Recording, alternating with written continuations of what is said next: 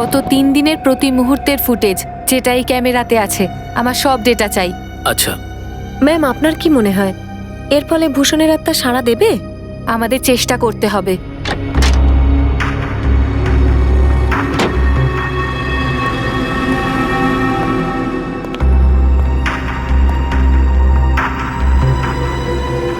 Mister Keshab বাবু এসছেন observation রুমে।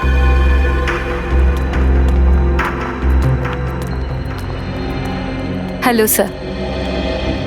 তো মিস আলিয়া, আপনি কি আমার এই বাড়িতে কোনো আত্মা দেখতে পেলেন? স্যার, আমি আপনাকে ভরসা দিতে পারি। আপনার এই বাড়িতে কোনো প্যারানর্মাল অ্যাক্টিভিটি ঘটে থাকলে আমরা নিশ্চয়ই তার সংকেত পাবো।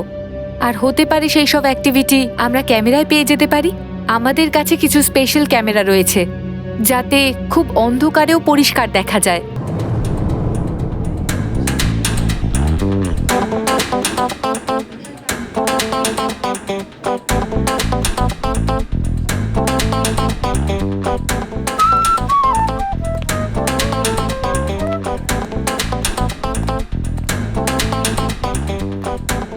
এই শোনো, আমার জন্য এক কাপ কফি নিয়ে আসো।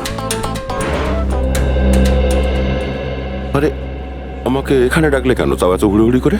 আরে ভাই, আসলে ওই তোমায় কিছু বলার ছিল। হ্যাঁ, ওই বুঝতে পারছি না কি করে বলি।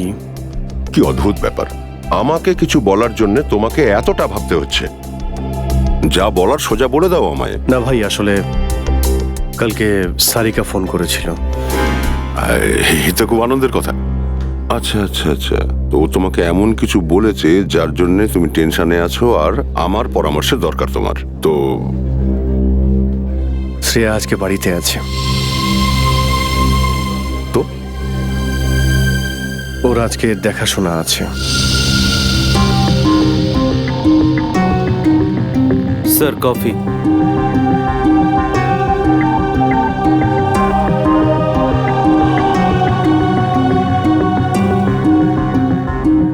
বিয়ের জন্য। ও রিয়েলি? ভালোই তো। মানেটা কি? কি বলতে চাইছো? আর কিছু বলার নেই? আমি কি বলবো? ও তোমায় কিছু বলেছে? না, কি বলবে আমায়? বলেও নি আমায় কিছু।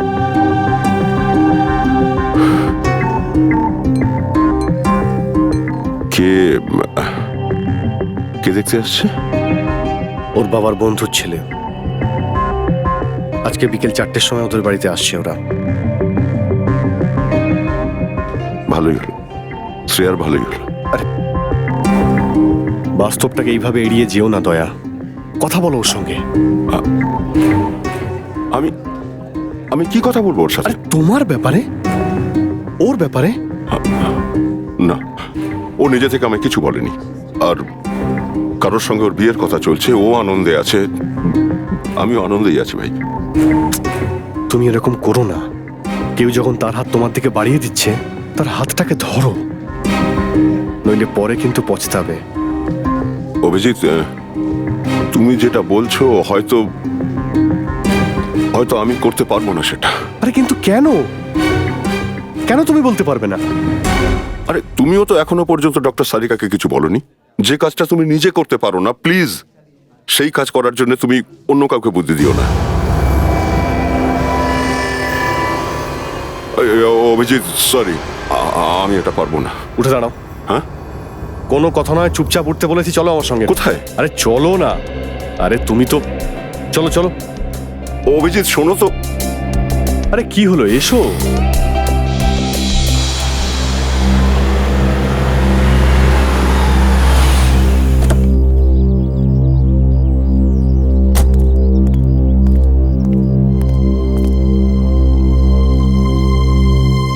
আরে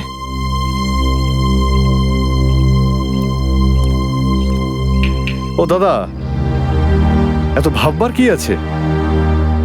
দেখো, আমি ভাবছিলাম যে আমি কেন এলাম এখানে। ওহ, বোঝো ঠেলা। আরে তুমি শ্রেয়ার সঙ্গে এখানে কথা বলতে এসেছো।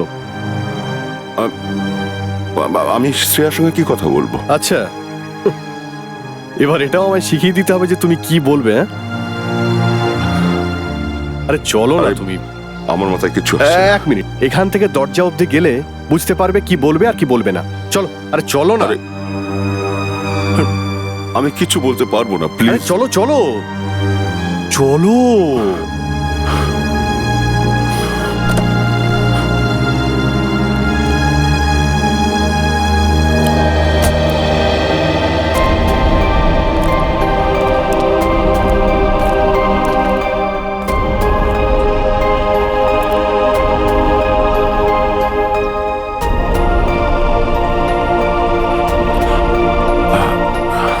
সত্যি পারো?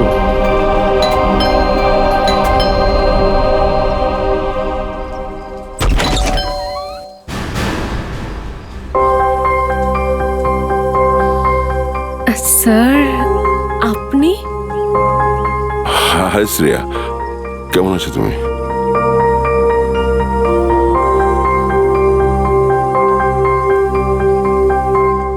কি ব্যাপার স্যার? আমি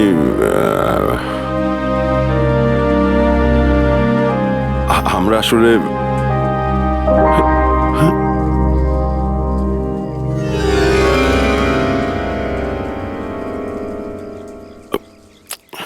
অভিজিৎ স্যার?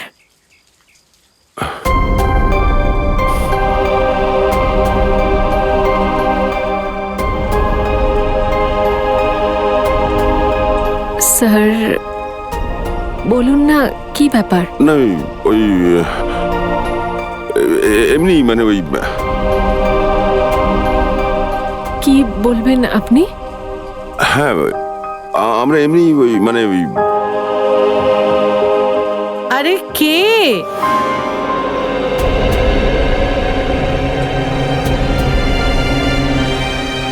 আরে দয়া, বাইরে দাঁড়িয়ে আছো কেন? ভেতরে এসো। শ্রেয়া, ওকে ভেতরে ডাক। হ্যাঁ স্যার, আসুন না প্লিজ।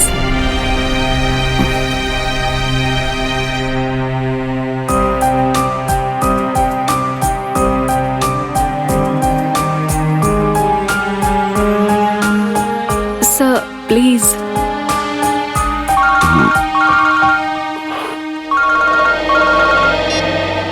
হ্যালো, হ্যাঁ আচ্ছা ঠিক আছে। সরি, আমার যেতে হবে, একটা জরুরি কাজ আছে। আমি পরে আবার হ্যাঁ হ্যাঁ, এবার তো আসতেই হবে, শ্রেয়ার বিয়েতে তো আসবে।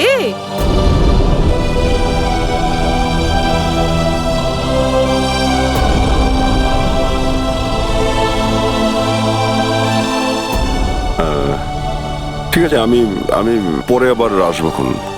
বাই।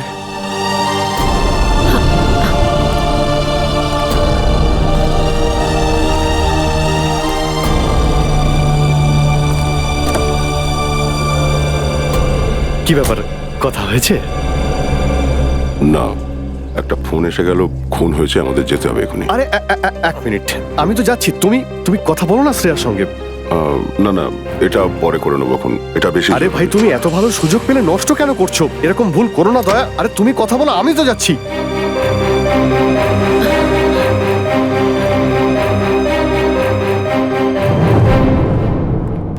লাশ কোথায়?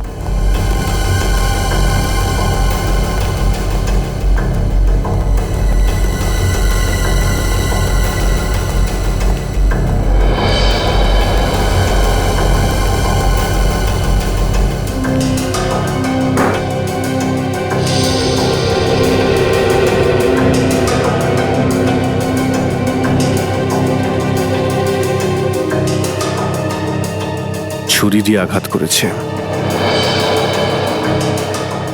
আর বারবার আঘাত করেছে। দুটো শরীরেই আর কোনো আঘাতের চিহ্ন নেই। আর স্যার, এখানে হাতাহাতি হওয়ার কোনো চিহ্ন নেই কিন্তু। মনে হচ্ছে এরা দুজন যখন খুন হয় তখন ঘুমোচ্ছিল, তাই পালাবার কোনো সুযোগই পায়নি। কি বলো দয়া? খুব জোরই আঘাত করেছিল খুনি এদের, ছটপট করতে করতেই মারা গেছে দুজনে বোধহয়। স্যার খুনি কি একের বেশি হতে পারে? হতে পারে। রুমটা ভালো করে তল্লাশি করো, দেখো অস্ত্র কোথায় রেখেছি। এদের খুন হতে তোমরা কেউ দেখেছো? না স্যার, আমরা দুজনে যখন ভেতরে আসি।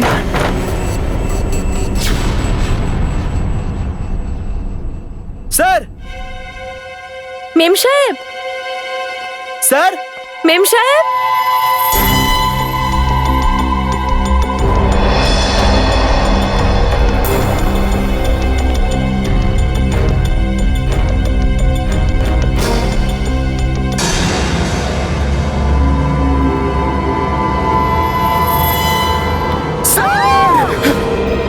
তুমি বাইরে থাকা সত্ত্বেও ভেতরে খুন হলো, হ্যাঁ? ওকে ভেতরে আসতে দেখেছো? না স্যার, কেউ তো আসেনি। কোনো পরিচিত কেউ বা কোনো অচেনা কেউ? স্যার যখনই কেউ ভিতরে ঢোকে তার ফোন নাম্বার আর নাম রেজিস্টারে এন্ট্রি করে নি। স্যার স্যার কোনো ছুরি বা অন্য কোনো অস্ত্র পেলাম না। টাকা পয়সাও সব ঠিকঠাক আছে, কোনো চুরি ডাকাতি হয়নি। স্যার যে মারা গেছে তার নাম কিশোর, ওর একটা কাপড়ের দোকান আছে আর ওর ওয়াইফের নাম জয়া। কিশোর? বাড়ি থেকে সমস্ত ফিঙ্গারপ্রিন্ট তুলে নাও। কোনো না কোনো রাস্তা নিশ্চয়ই আছে খুনি যেখান থেকে ঢুকেছিল।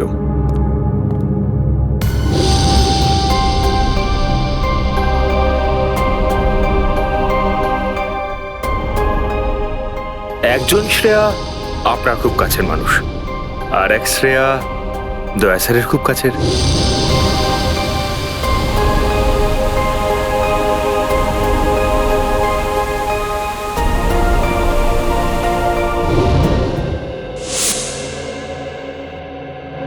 শ্রেয়া, কি ভাবছিস বলতো তুই?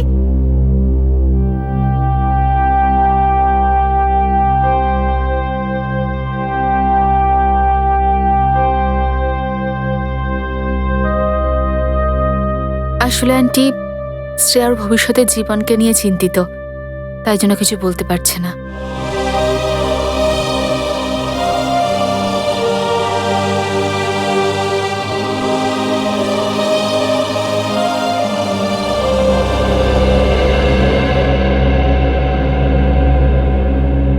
এই দেখ, এটা তোকে কি দারুণ মানাবে, তাই না? ঠিক আছে মা, দিন।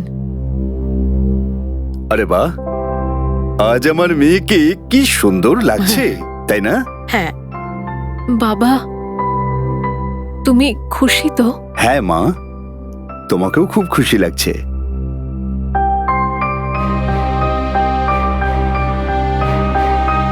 দেখো, আমাদের তরফ থেকে তো হ্যাঁ, শুধু ছেলে মেয়ে যদি একে অপরকে পছন্দ করে নেয় তাহলেই নিশ্চিন্ত। কোন এমন লোক বাড়ির ভেতরে ঢুকেছিল যে বাড়ির লোকেদের ব্যাপারে সবই জানতো? হতে পারে ওদের পরিচিত কেউ এসেছিল, যার কাছে ঘরে চাবি ছিল। শেষবার এদের কখন দেখেছিলেন? সাহেব কালকে রাতে আমি দেখেছিলাম। আমি আমার কাজ শেষ করে চলে যাই। তোমার যাওয়ার সময় বাড়িতে কে কে ছিল? শুধু মেম সাহেব ছিলেন। সাহেব তখনও ফেরেননি। কি? তাহলে কখন এসেছিল? স্যার 11টা নাগাদ এসেছিল স্যার। আচ্ছা, তোমরা দুজন ছাড়া বাড়িতে কেউ ছিল না, আর বাইরে থেকে কেউ ভেতরেও আসেনি। তাহলে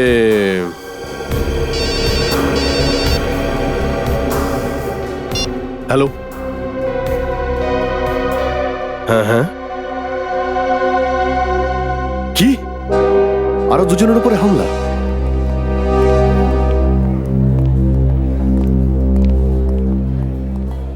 ডক্টর, আমি এসিবি প্রদ্যুমান, সিআইডি থেকে এসেছি। ডক্টর, আপনার এখানে প্রশান্ত আর প্রেমা এই হাজব্যান্ড ওয়াইফকে ভর্তি করা হয়, ওদেরকে ছুরি দিয়ে মারা হয়, সে ব্যাপারে একটু জিজ্ঞাসাবাদ করার আছে। স্যার, ওই স্বামী স্ত্রীর বাঁচবার কোনো আশা ছিল না, তাই আমি কারুর জন্য অপেক্ষা না করে চিকিৎসা শুরু করে দিয়েছিলাম।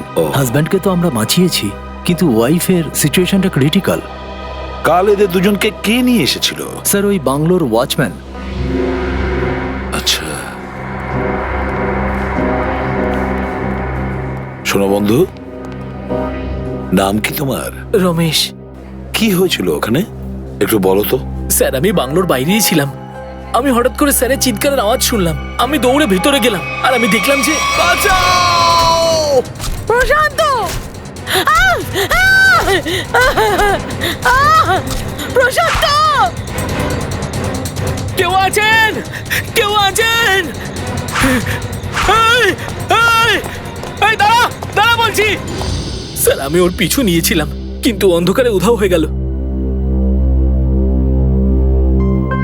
অন্ধকারে উধাও হয়ে গেছে।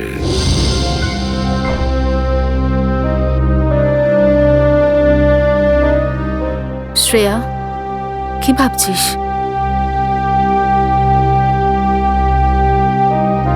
নিজের ভাগ্যের ওপর হাসছিলাম। মানে? আমি একজন এমন মানুষের অপেক্ষা করছিলাম যার ব্যাপারে আমি এটাও জানি না যে ও আমাকে ভালোবাসে কি না আদৌ। কিন্তু শ্রেয়া, কিন্তু কি পুরবি? তুই তো দেখলি ও কিভাবে চলে গেল। আমি বুঝতে পারি যে কাজ এসেছে, কিন্তু অভিজিৎ স্যার তো ছিল, তাই না? ও তো অভিজিৎ স্যারকেও পাঠাতে পারতো, তাই না? শ্রেয়া, হতে পারে উনি তোর সাথে কথা বলতে এসেছিলেন। তাহলে কিছু বললেন না কেন? কিছু তো বলতে পারতো। 2 মিনিটের কথা ছিল, কিছু বলতো।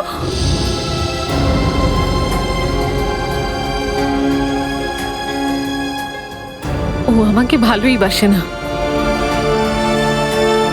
ও আমার ফিলিংস গুলোর কোনো গুরুত্বই দেয় না। মা বাবা আমার জন্য যেটা ভেবেছে সেটা নিশ্চয়ই ভালো আমার জন্য। আমি আর বাবা মাকে কষ্ট দিতে পারবো না পূরবী। মানে? তার মানে তুই সিদ্ধার্থকে হ্যাঁ বলে দিবি?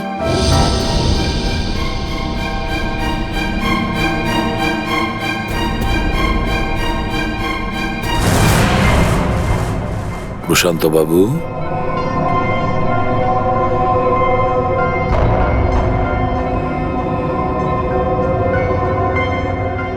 আমি এসিপি প্রদ্যুমান, সিআইডি থেকে এসেছি।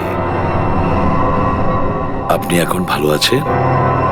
আচ্ছা, আপনি কি কিছু বলতে পারবেন? এইসব কিভাবে, কখন হলো? আমি আর আমার ওয়াইফ ঘুমোচ্ছিলাম। আমার ওয়াইফ হঠাৎই আমায় জাগিয়ে দিল। প্রশান্ত, প্রশান্ত ওঠো। কেউ আছে মনে হচ্ছে। মনে হচ্ছে কেউ বাড়িতে ঢুকেছে। দেখো, নিচের থেকে আওয়াজ আসছে।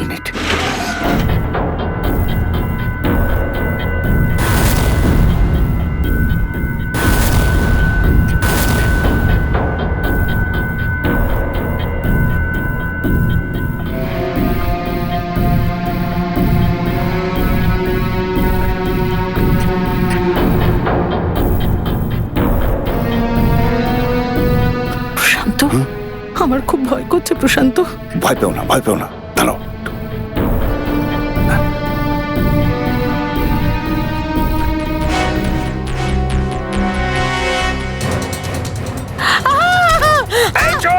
চোর! ওয়াচম্যান! ওয়াচম্যান ওকে দেখে ফেলেছিল স্যার। ও ভয় পেয়ে গিয়েছিল। ও তারপর পালাতে চাইছিল স্যার। তারপর কিছু ঠিক আছে, কোনো ব্যাপার না, কোনো ব্যাপার না। আচ্ছা, একটা ছোট্ট প্রশ্ন করছি। আপনি ওই খুনির মুখটা দেখেছিলেন তো?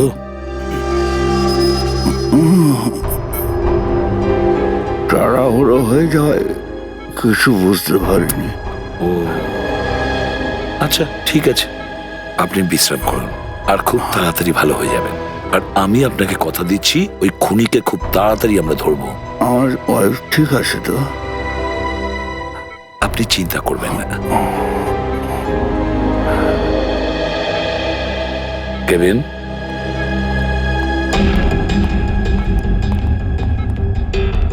প্রথমে দুটো লোককে খুন আর তারপরে এদের দুজনের উপর হামলা, আর কি নৃশংসভাবে ছুরি চালিয়েছে, এইভাবে এইভাবে এইভাবে। মনে হয় হামলা করার পদ্ধতিটা একই রকম, খুনিও একই লোক মনে হচ্ছে। স্যার, যেই খুন করুক না কেন সে সিরিয়াল কিলার হতে পারে। হ্যাঁ, হতে পারে। একটা কাজ করো কেভিন, প্রশান্তর বাড়ির বাইরের যে এরিয়াটা না, ভালো করে খুঁজে দেখো। দেখো খুনি পালানোর সময় কোনো না কোনো প্রমাণ নিশ্চয়ই রেখে গেছে, কিছু না কিছু তো নিশ্চয়ই পাওয়া যাবে। দেখো ভালো করে। ফ্রেডরিক, আমার খুব ভালো করে মনে আছে 10-15 বছর আগে একটা লোক ঠিক একইভাবে খুন করত। এইভাবেই এলো পাথারি ছুরি চালাতো লোকের গায়ের ওপর, আর ওর তো যাবজ্জীবন জেলও হয়েছিল। একটু খোঁজ নাও তো, কোথায় আছে ও এই মুহূর্তে, ওর কি নাম? Yes sir. স্যার, হ্যাঁ স্যার, কিশোরবাবুর বাড়িতে যে কাজ করতো সে যেগুলো বলেছিল সেগুলো একদম ঠিক স্যার। ও 9:30টার সময় নিজের বাড়ি পৌঁছে গেছিল, আর সকাল 8:30টার সময় বাড়ি থেকে বেরিয়েছিল। আর কিশোরের বাড়িতে কখন পৌঁছেছিল? আধা ঘন্টা পর, তাও ধরুন 9টা নাগাদ স্যার। আরেকটা কথা স্যার, যখন ওই মহিলার মোবাইল নাম্বারটা আমরা ট্র্যাক করেছিলাম তখন জানতে পারলাম যে ওই মোবাইলটা ওদের বাড়িতেই ছিল রাত্রেবেলা থেকে সকাল পর্যন্ত। আচ্ছা, আর ওয়াচম্যান? স্যার, ওয়াচম্যানের তো কোনো ক্রিমিনাল রেকর্ড নেই। আশেপাশে লোকেদের কথা অনুযায়ী ও খুব ভালো লোক স্যার। স্যার, হ্যাঁ, এই দেখুন স্যার, 15 বছর আগে যাদের খুন করা হয়েছিল সেগুলো এই লোকটা করেছিল। নাম হলো পুনিত, বয়স 30, সেন্ট্রাল জেলে আছে। আর স্যার, এগুলো তাদের ছবি যাদের খুন করা হয়েছিল। এদের শরীরের উপরেও ঠিক সেরকমই ছুরির দাগ, ঠিক যেমনটা এখনকার লাশগুলো আছে।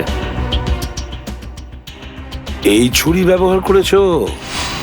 বস, বস, জানা গেছে প্রথম জোড়াটার মৃত্যু হয়েছে রাত্রি 12টার সময়, আর দ্বিতীয় কাপলটার মৃত্যু হয়েছে ভোর 4টের সময়। আর এই দেখো, হাতিয়ারটা কিছুটা এইরকম ছিল যেটা দিয়ে খুন হয়েছিল।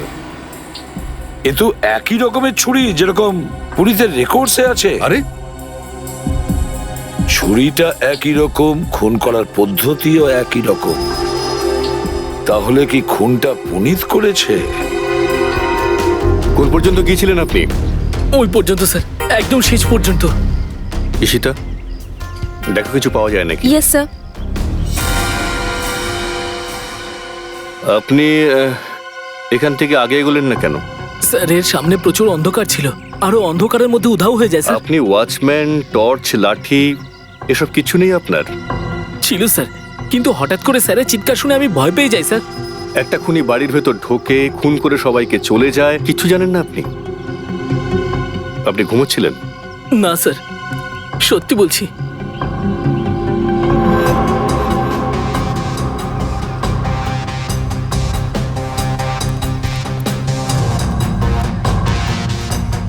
স্যার। হ্যাঁ করুন। স্যার, ঘর আর জানালা থেকে সব ধরনের ফিঙ্গারপ্রিন্ট নিয়ে নিয়েছি স্যার। Good sir. হ্যাঁ সেটা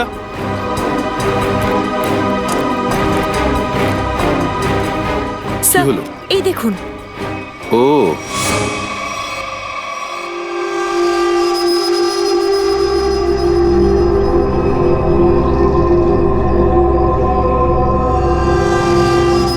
ছুরি।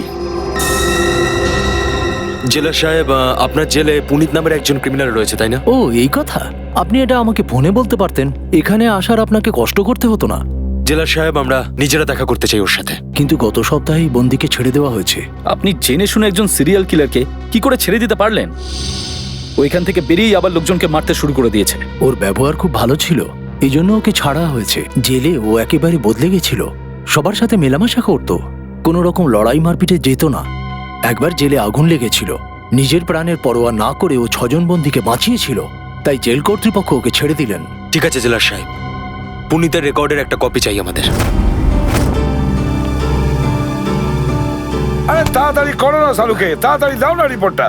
আরে ভাই, রিপোর্টটা তৈরি তো করতে দাও। দেখতে তো পাচ্ছ কাজ করছি, দাঁড়িয়ে নেই। তুমি একদম ঘোড়ায় জিন দিয়ে আসো। তাহলে আমি কি করব? 1 মিনিট, একটু ধৈর্য ধরো, দিচ্ছি রিপোর্টটা। 1 মিনিট অপেক্ষা করো।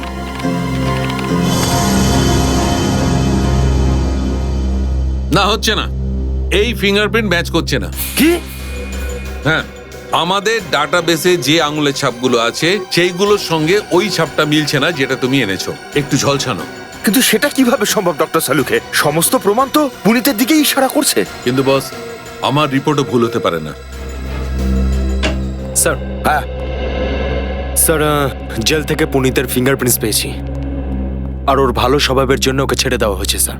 ও সালুকে চেক করে দেখো তো। কিন্তু স্যার একটু আগেই তো আমরা পুনিতের ফিঙ্গারপ্রিন্ট চেক করেছিলাম, তার রেজাল্ট নেগেটিভ ছিল। 1 মিনিট বৈভব, এটা লেটেস্ট ফিঙ্গারপ্রিন্ট পুনিতের, তাই না? এটা চেক করতে কোনো প্রবলেম আছে? না স্যার। তাহলে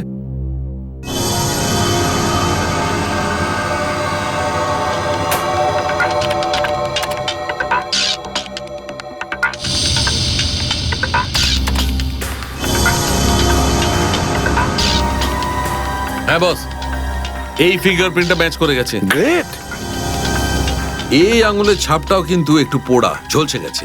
স্যার, ওই জেলার বলছিলেন কয়েকদিন আগে জেলে আগুন লেগে গেছিল, আর এই পুনিত ওই আগুনে ঝাঁপিয়ে কিছু মানুষের প্রাণ বাঁচিয়েছিল। পুনিত?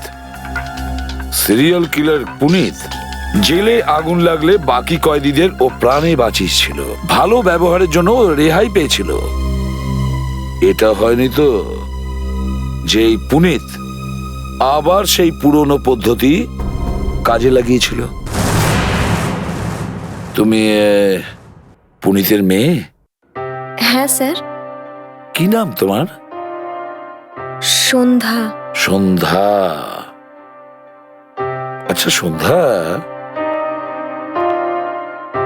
আচ্ছা ইনি তোমার মা? হ্যাঁ স্যার। আচ্ছা একটা কথা বলো মা, তুমি কি এখানে একা থাকো নাকি তোমার সঙ্গে অন্য কেউ থাকে এই বাড়িতে?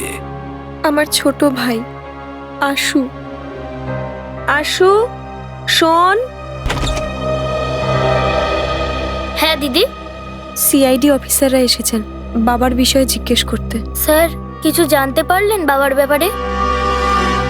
তোমার বাবা তোমাকে বলে যাননি যে উনি কোথায় গেছেন?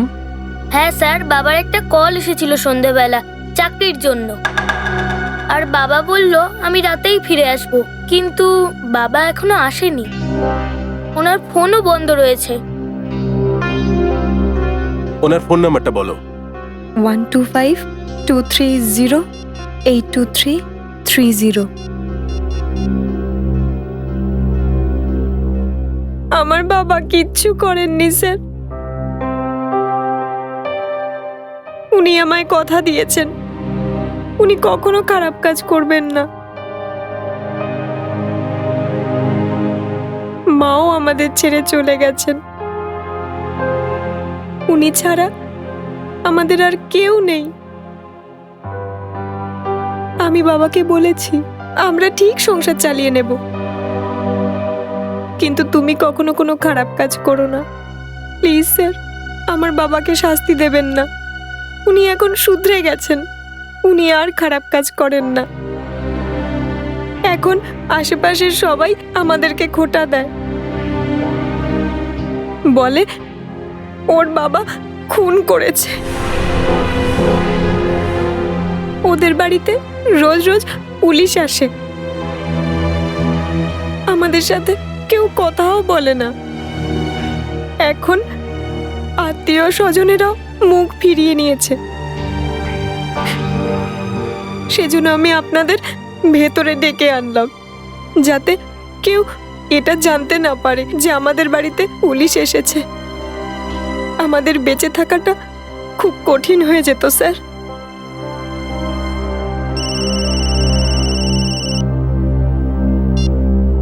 হ্যালো, কি?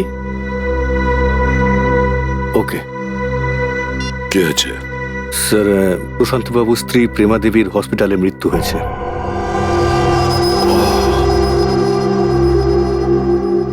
ঠিক আছে কেবিন, একটা কাজ করো, পুনিতের ফটোগ্রাফ সমস্ত পুলিশ স্টেশন আর চেক পোস্টে পাঠিয়ে দাও। আমার পুনিতকে চাই যে কোনো পরিস্থিতিতে। স্যার।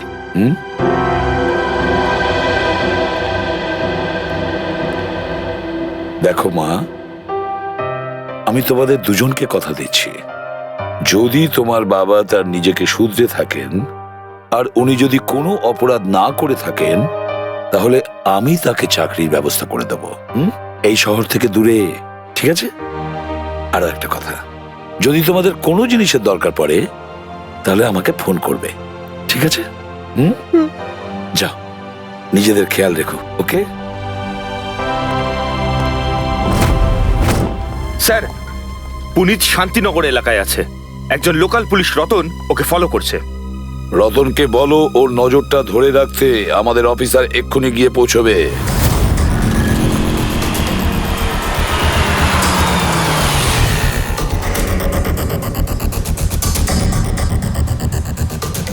বাকি কোথায়? পিছনে দাঁড়িয়ে আছে।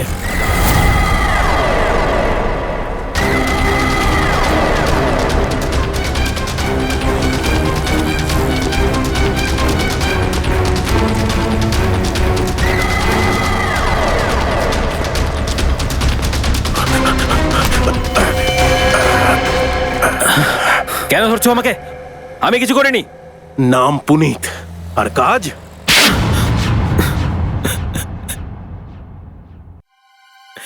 আমি সত্যি বলছি স্যার, আমি দিব্যি দিয়ে বলছি স্যার, আমি এটা করিনি, আমি কোনো খুন করিনি স্যার। আমি সব খারাপ কাজ ছেড়ে দিয়েছি স্যার। চুপ, বন্ধ করো এই নাটক। আমি কি করে বলবো যখন আমি করিনি স্যার? আমি কি করে বলে দেবো যে আমিই করেছি? তাহলে তুমি আমাদের দেখে পালালে কেন? আমি খুব ভয় পেয়ে গেছিলাম। আমি ভয় পেয়েছিলাম যে আপনারা আমার কথা বিশ্বাস করবেন না। সেদিন যখন আমি আমার বাড়িতে পৌঁছলাম তখন 4টে লোকের ওপর হামলা হয়েছিল, 4 জনের ওপর, ঠিক একই রকম যেটা তুমি আগেও করেছিলে। আর ওর মধ্যে তো 3 জনের মৃত্যুও হয়ে গেছে। আর তাছাড়া প্রশান্ত বাবুর বাড়ির পেছন থেকে আমরা ছুরিটা পেয়েছি, আর তার মধ্যে তোমার আঙ্গুলের ছাপ আছে। আর ওই 2টো বাড়ির থেকেই আঙ্গুলের ছাপ আমরা পেয়েছি, যেগুলো তোমারই আঙ্গুলের ছাপ। আমি সব বলছি স্যার আপনাকে। কেউ আমাকে ভাসানোর চেষ্টা করছে স্যার। কে ফাঁসাতে চায় তোমায়? হ্যাঁ, এসব নাটক বন্ধ করো, বুঝলে? তোমার মোবাইলটা ট্র্যাক করেছিলাম আমরা, আর ট্র্যাক হয়েছে যেখানে যেখানে খুন হয়েছিল। আমাকে চাকরি দেওয়ার জন্য ডেকেছিল স্যার। আমাকে কেউ একজন ফোন করে 11:30টার সময় শানপাড়াতে ডেকেছিল স্যার। আমি যখন ওখানে গেলাম কাউকে দেখতে পাইনি। আমি অপেক্ষাও করেছিলাম। আমি সত্যি বলছি স্যার, তখন আমার কাছে আরেকটা ফোন আসে। সেন্টারে ডাকা হয় আমাকে 3:30টার সময়। কোনো সিকিউরিটি গার্ডের কাজ ছিল। আমি সত্যি বলছি স্যার, আমাকে বিশ্বাস, একটা কাজ করুন স্যার, ফোনটা চেক করে নিন আমার।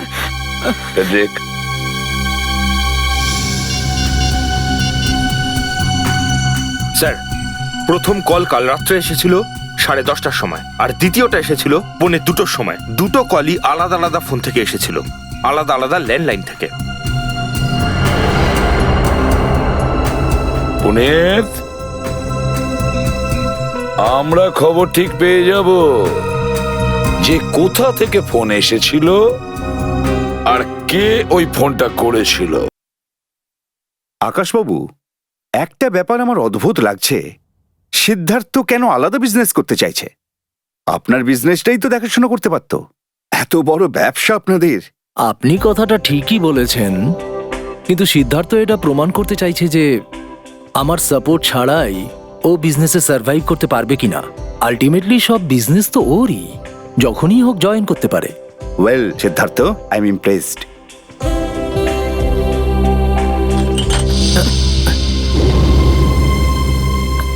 সরি,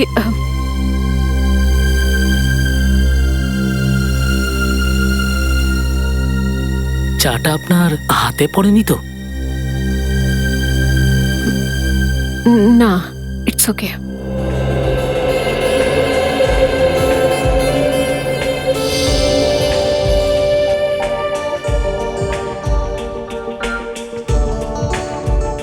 বাবা,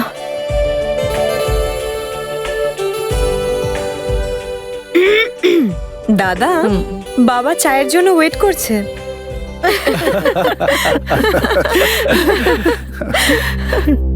আচ্ছা বাবা, তুমি কি করো সানডেতে, আই মিন ছুটির দিনে?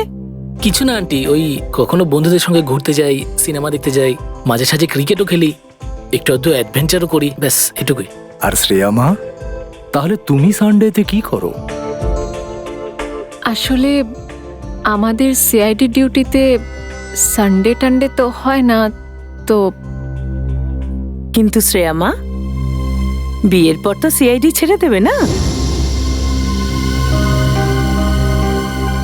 তোমার শাশুড়িকে সাহায্য করবে তো সংসারে?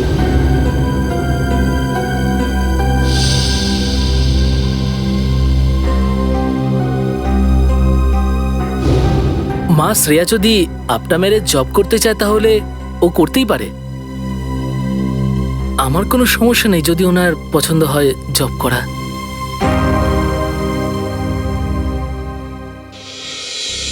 আমাদের দেশের আইন বলে যে 10 জন অপরাধী শাস্তি না পেলেও কিন্তু কোনো নির্দোষ লোক যেন সাজা না পায়, নির্দোষের শাস্তি কখনো যেন না হয়। স্যার, হ্যাঁ, পুনিতের কাছে যে দুটো ফোন এসেছিল সেগুলো রেলওয়ে প্ল্যাটফর্মের পিসিও থেকে এসেছিল, আলাদা আলাদা পিসিও থেকে। আচ্ছা, তাহলে সত্যি কি পুনিতকে কেউ ফাঁসাতে চেয়েছিল? আর যদি তাই হয় তাহলে সেই লোকই করতে পারে যে পুনিতের আশেপাশে থাকে। আমি এরকম কোনো লোককে চিনি না স্যার। পুনিত কেউ তো জানতো, কেউ তো নিশ্চয়ই জানতো যে কবে তুমি জেল থেকে ছাড়া পাচ্ছ, আর ও এটাও জানতো যে তোমার চাকরির খুব দরকার। স্যার, এই কথাটা আমি আর আমার বাচ্চারা ছাড়া কেউ জানতো না। পুনিত বাবু, একটু ঠান্ডা মাথায় ভাবুন, হয়তো আমরা আপনাকে কোনো সাহায্য করতে পারি। ভাবো পুনিত। একজন লেখক আমার সঙ্গে দেখা করতে আসতো। লেখক? আগে হ্যাঁ স্যার। কেন কেন আসতো? ও বলেছিল যে ও আমার উপরে বই লিখতে চায়। মানে হলো আমি কিভাবে লোকেদের মারতাম, আমি কি ভাবতাম, ইত্যাদি ইত্যাদি। আর ও না নিজের পেনটা আমার হাতে ধরিয়ে দিত আর বলতো যে যেভাবে আপনি ছুরি ধরতেন সেইভাবে এই পেনটা ধরুন। আর আমি ওই পেনটা ধরতাম আর ও আমাকে বলতো যে যেভাবে ছোরাটা মারতেন সেইভাবে পেনটাও মারুন। তো আমি ওইভাবে মারতাম আর ও মোবাইলে আমার ফটো তুলতো। ও এই মাস 6 আগে আমার সঙ্গে দেখা করতে আসে, পরে 8-10 দিনের মধ্যে ও উধাও হয়ে যায়, আর কোনোদিন আমার সঙ্গে দেখা হয়নি ওর। কে সেই লেখক? নাম কি তার? দেখতে কেমন ছিল? স্যার, নাম তো এখন মনে পড়ছে না, কিন্তু দাড়ি ছিল স্যার ওর, চুল লম্বা ছিল বলে ঝুঁটি বাঁধত, আর চোখ ছিল নীল। হ্যাঁ, ধরুন এই স্যারের মতো হাইট ছিল। আচ্ছা, রেক নেটে সার্চ করে দেখো, দেখো ওই চেহারার কোনো লেখক আছে কিনা।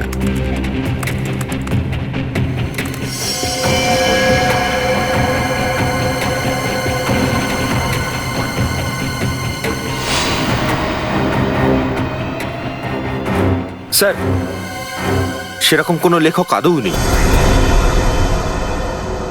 এরকম কোনো লেখক নেই,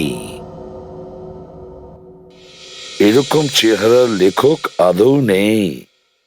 স্যার, এটাও তো হতে পারে যে ও কোনো লেখক নয়, বরং এমন কোনো ছদ্মবেশী যে পুনিতের ব্যাপারে সবকিছু জেনে ফেলতে চায়। সচিন, সে বহুরূপী এসেছিল, লেখক নয়, বহুরূপী। এই পুনিতকে 2 বার ফোনে ডেকেছিল, সিকিউরিটি গার্ডের চাকরির জন্য আর কল সেন্টারে। যদিও ল্যান্ডলাইন থেকে ফোন করেছিল, কিন্তু ওর কাছে সেলফোন তো ছিলই, নিশ্চয়ই সেলফোন ছিল। একটা কাজ করো, ওই সময় ওই দুটো জায়গায় খোঁজ নাও কোন কোন সেলফোন নাম্বার নেটওয়ার্কের আওতায় ছিল। স্যার,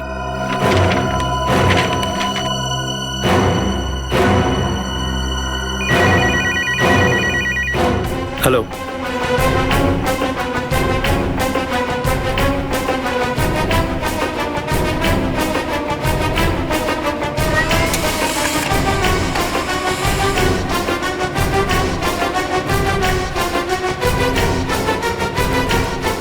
মাই গড,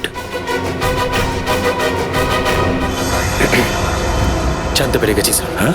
এই দুটো জায়গাতে পুনিতের নাম্বার ছাড়াও আরেকটা নাম্বার রয়েছে যেটা কমন। 10:30 থেকে 12:30 পর্যন্ত এই নাম্বারটা সানপাড়াতে ছিল, আর সকাল 3:30 থেকে 5:30 পর্যন্ত এই নাম্বারটা সেন্ট্রালে ছিল, যেখানে খুনটা হয়েছে।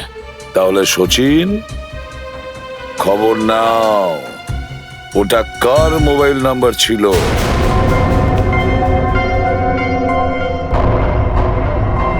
মিস্টার প্রশান্ত কোন রুমে আছে? 1 মিনিট। Deluxe room number 4।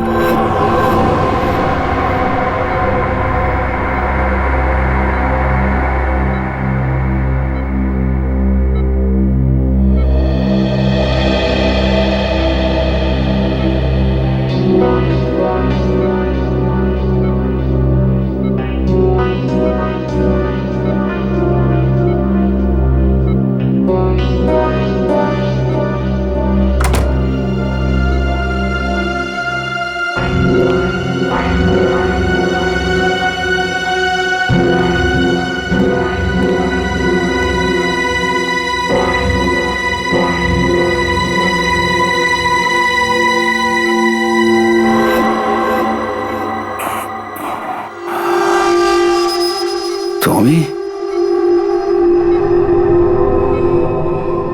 হ্যাঁ আমি।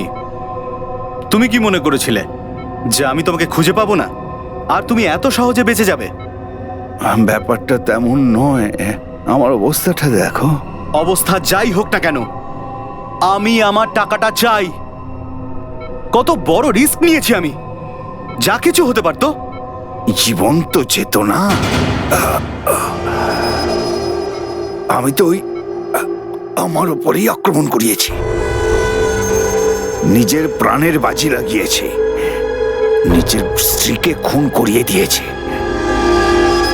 এর থেকে বেশি রিস্ক কিছু হয় না। এমনিতেও তোমার কাজ এখনো কিন্তু শেষ হয়নি।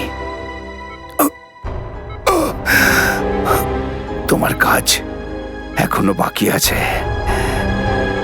এইরকম আরো 3-4টে খুন করতে হবে, যাতে ওই সিআইডি মনে করে যে এটা কোনো সিরিয়াল কিলারের কাজ।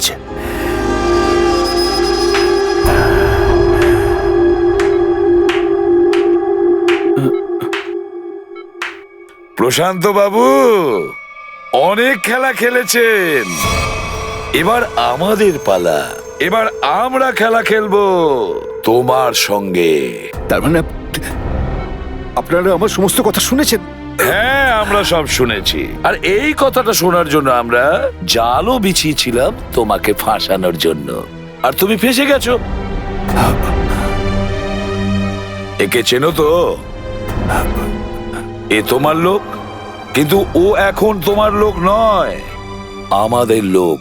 আমাদের সরকারি সাক্ষী, বুঝেছ? সরকারি সাক্ষী।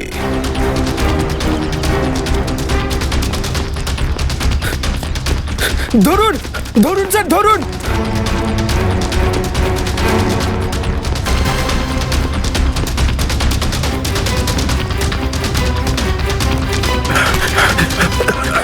আমাকে মারবেন না, আমি কিচ্ছু করিনি।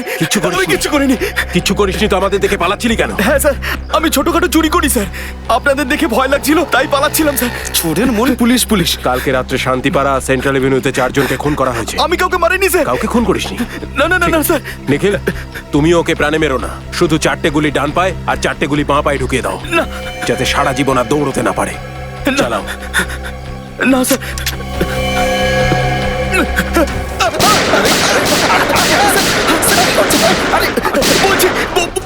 বলছি আমাকে এসব করার জন্য কেউ একজন টাকা দিয়েছিল, আমি টাকা নিয়ে খুনটা করি স্যার। তারপরে তুই পুনিতকে কাজ দেওয়ার অজুহাতে ফোন করে ওই এলাকায় ডেকেছিলিস, তাই না? হ্যাঁ স্যার।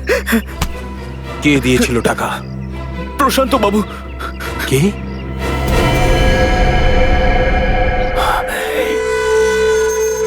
এইভাবে আমাকে ঠকানো? তুই কি ভেবেছিলে শুধু তুমিই কি ঠকাতে পারো, আমরা নয়? বলো, কেন এগুলো করেছিলে তুমি? হ্যাঁ, আমার স্ত্রীর উপর বদলা নেবার জন্যে। আমি কত ভালোবাসতাম ওকে, কি না করেছি আমি ওর জন্যে। হ্যালো, আমাকে ঠকিয়েছে, অন্য একজনের সাথে পালিয়ে যেতে চেয়েছিল।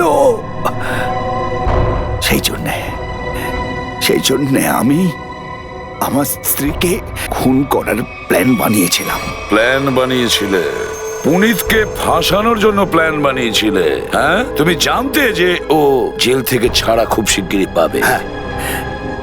হ্যাঁ, ওকেও আমি আমার প্ল্যানে ফাঁসিয়েছিলাম। সেই জন্য একটা লেখকের ছদ্মবেশে তুমি ওর সঙ্গে দেখা করতে যাও, এই কথা বলে যে তুমি ওর উপর একটা বই লিখতে চাও, আর সেই সুযোগে তুমি ওর ফিঙ্গারপ্রিন্ট নিয়ে নাও। হ্যাঁ, নিজের স্ত্রীকে যখন ছাড়তেই চেয়েছিলে তাহলে ডিভোর্স করে দিতে। তাকে প্রাণে মারার কি দরকার ছিল? আর তাছাড়াও তুমি দুজন নিরীহ লোকের প্রাণ নিয়েছো। শুধু তাই নয়, পুনিত একজন পুরনো অপরাধী যে নিজেকে শুধরাতে চেয়েছিল, তাকে তুমি তোমার নোংরা প্ল্যানের মধ্যে স্বীকার করার কথা ভেবেছিলে। তোমার মতন অপরাধীর তো কড়া শাস্তি হওয়া উচিত, ফাঁসি হওয়া উচিত, ফাঁসি। নাও ভাই, এসে গেছে তোমার গন্তব্য। আবার কি হলো? দেখো, এবার কিন্তু তুমি আমাকে টেনে এনেছো। চলো গিয়ে কথা বলি। আর অভিজিৎ, আমি এখানে এটাই জানতে এসেছি যে শ্রেয়া ওই ছেলেটাকে হ্যাঁ বলেছে কিনা। না না না না না, গাড়ি থেকে না নামলে তুমি কিছুই জানতে পারবে না। চলো ভাই। আরে অভিজিৎ, তুমি গিয়ে দেখো না একবার। মানে হ্যাঁ। আরে ভাই, আমি কেন করব? তোমার কাজ তুমি করো গিয়ে। তুমি আমার জন্য এটুকু করতে পারবে না? আচ্ছা ঠিক আছে, কিন্তু এটা ধার রইল। হ্যাঁ হ্যাঁ, একদম। সারিকার সঙ্গে আমি কথা বলবো তোমার জন্য। দরকার নেই, প্লিজ তুমি তোমার কাজটা করো, আমারটা আমি বুঝে নেবো। হ্যাঁ, না না না, তুমি এখানেই থাকো, আমি যাচ্ছি, আমি গিয়ে খোঁজ নিয়ে আসছি।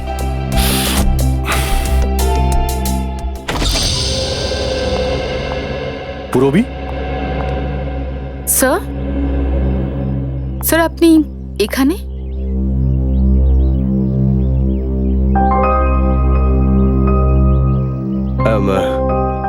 শ্রেয়া কোথায়? স্যার শ্রেয়া নিজের ঘরে আছে। আর কথাবার্তা কি হলো? স্যার ফাংশন ঠিক ছিল স্যার। স্যার স্যার সিদ্ধার্থ ভালো ছেলে স্যার।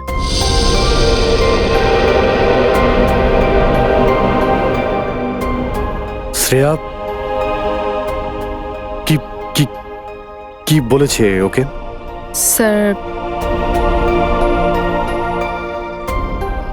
শ্রেয়া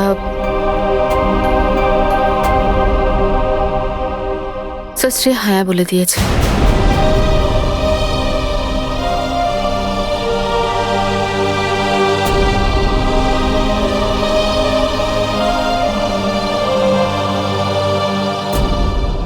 আচ্ছা,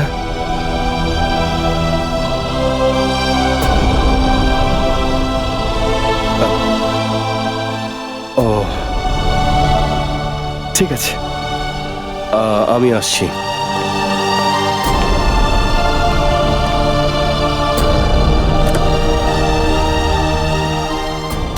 কি হলো? আসলে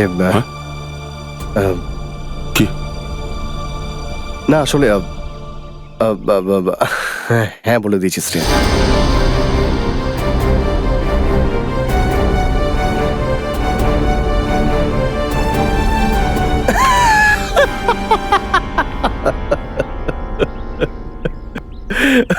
আরে ভাই, কি ছেলেটা আসেনি, ওর শরীর খারাপ হয়ে গেছিল।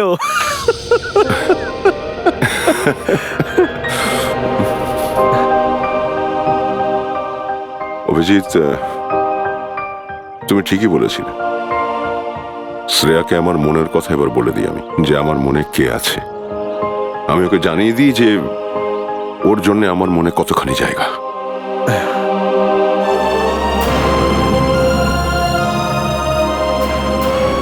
তখন কি হবে দয়া যখন জানতে পারবে যে শ্রেয়া বিয়ের জন্য এই ছেলেটাকে হ্যাঁ বলে দিয়েছে?